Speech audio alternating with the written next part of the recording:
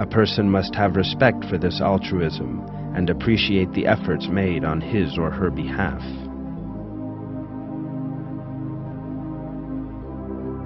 God advises people not to forget their parents' selfless devotion to them and to treat them equally well.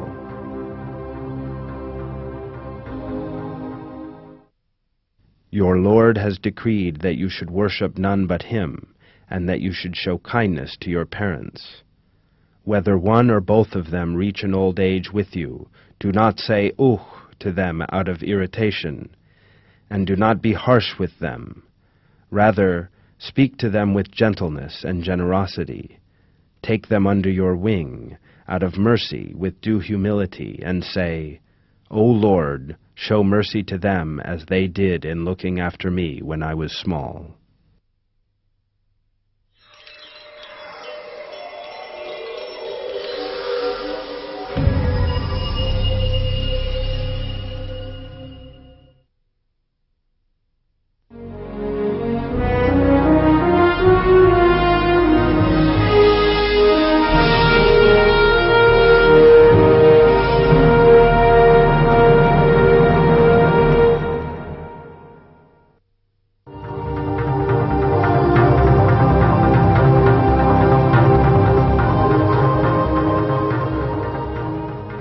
It is a person's faith and fear of God that beautifies and strengthens their character, and that makes them superior.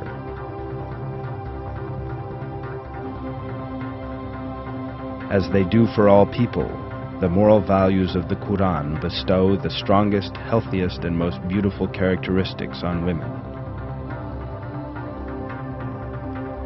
Muslim women believe in God with a true heart, submit completely to Him, are aware that there is no other deity, that He is the Lord of every being and thing, and that He is all-powerful. God gives good news to those who submit to Him.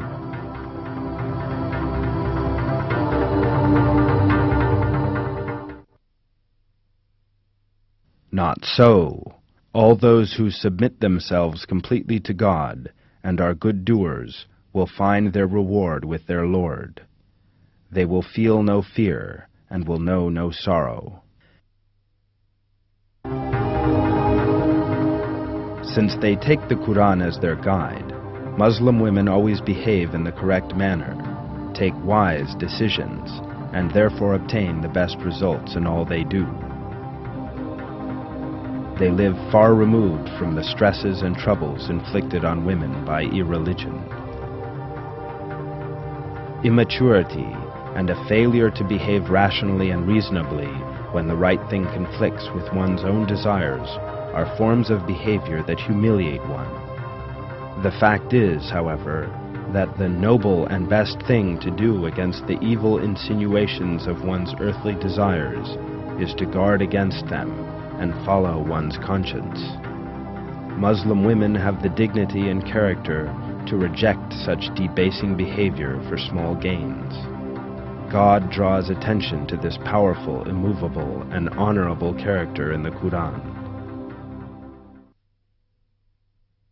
O you who believe, if any of you renounce your religion, God will bring forward a people whom He loves and who love Him, humble to the believers, fierce to the unbelievers, who strive in the way of God and do not fear the blame of any censurer. That is the unbounded favor of God, which He gives to whoever He wills. God is boundless, all-knowing.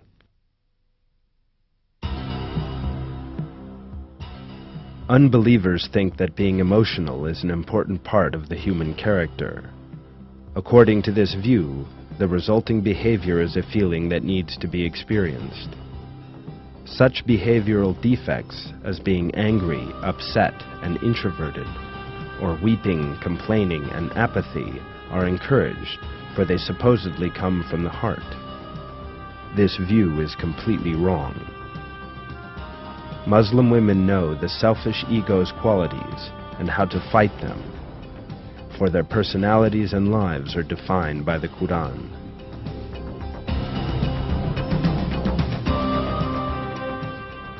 Muslim women guard themselves against all such behavioral defects out of their strong love and fear of God.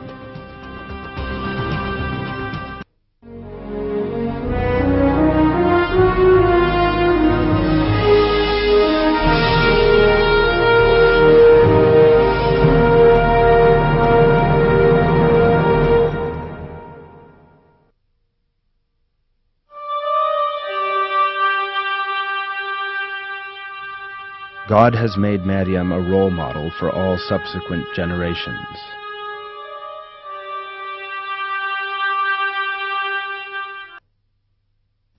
God has chosen you and purified you. He has chosen you over all other women. God reveals the perfect character of a Muslim woman in that of Maryam. All the moral attributes for which men are held responsible in the ideal Muslim character described in the Qur'an also apply to women.